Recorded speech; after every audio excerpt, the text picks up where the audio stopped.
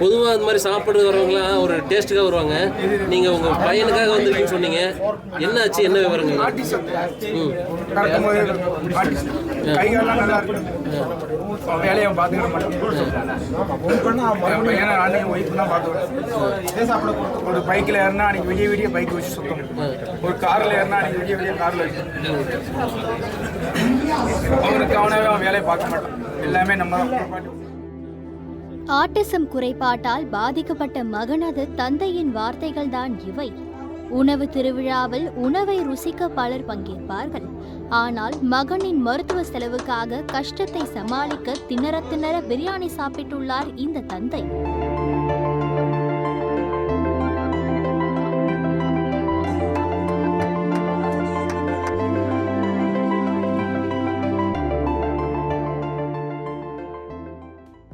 வயநாடு நிலச்சரிவில் வீடுகளை இழந்த 100 குடும்பத்திற்கு வீடு கட்டிக்கொள்ள இலவசமாக இடத்தை வழங்கிய பிசினஸ்மேன் பாபி செம்மனூர் குறித்து பலர் கேள்விப்பட்டிருப்போம்.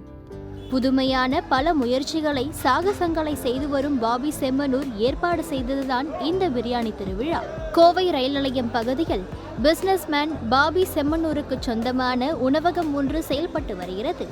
ரயில் பெட்டி வடிவில் ஏசி வசதியுடன் உருவாக்கப்பட்டுள்ள இந்த உணவகம் 24 மணி நேரமும் இயங்கி வருகிறது. இந்த நிலையில் அரை மணி நேரத்தில் 6 பிரியாணி சாப்பிடுபவர்களுக்கு 1 லட்சம் ரூபாய் பரிசு வழங்கப்படும் என்று அறிவித்துள்ளார் பாபி செம்மனூர். இந்த அறிவிப்பு உணவு பிரியர்களிடையே வரவேற்பை பெற்ற நிலையில் அப்பகுதியில் கூட்ட நெரிசல் அதிகரித்தது. நேற்று மதியம் 1 மணிக்கு போட்டி தொடங்கப்பட்டது. இதில் நூற்றுக்கணக்கானவர்கள் பங்கேற்று பிரியாணியை ருசித்தனர்.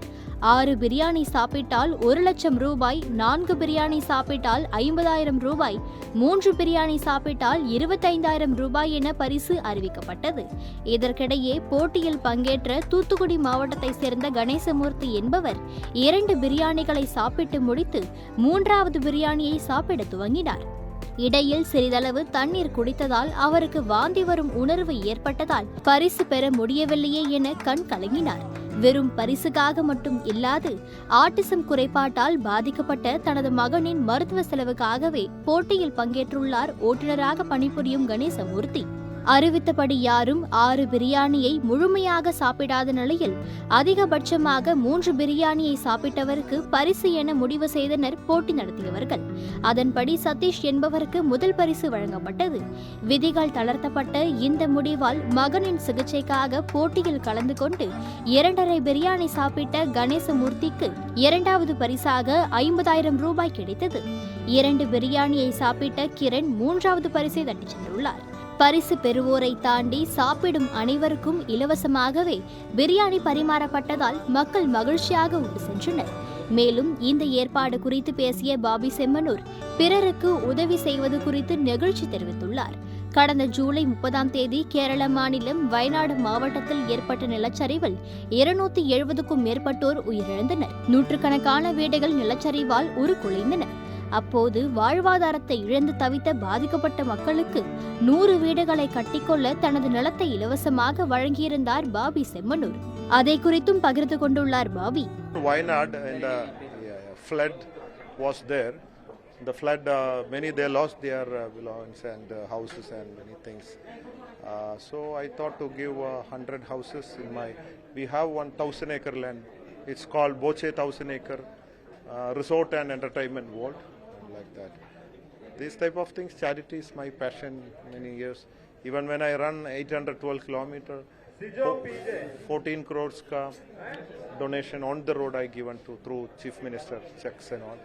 Like many campaigns I do, that is like that. And now last the biggest in the world happened when the Abdurrahim or innocent person in the Saudi jail 18 வருஷமா அங்க ஜெயிலில் இருக்கு. அவர் இன்னசென்ட். அப்போ அவர் 2 வாரத்துக்கு அப்புறம் அந்த தலை வெட்டும். he going to kill them. So அப்போ பிளட் மணி சிஸ்டம் இருக்கு அங்க. அதாவது கேஷ் அவருக்கு ஃபேமிலி கொடுத்தேன்னா சேவ் பண்ண முடியும்.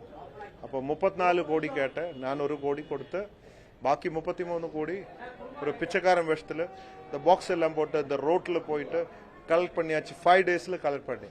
That is the biggest in the world who collected and saved a life. Record அந்த மாதிரி ரெக்கார்ட் எல்லாம் பண்ணுறதுக்கு ரொம்ப ஆசை. One life no to do everything here, fun life, enjoy, charity, மாதிரி.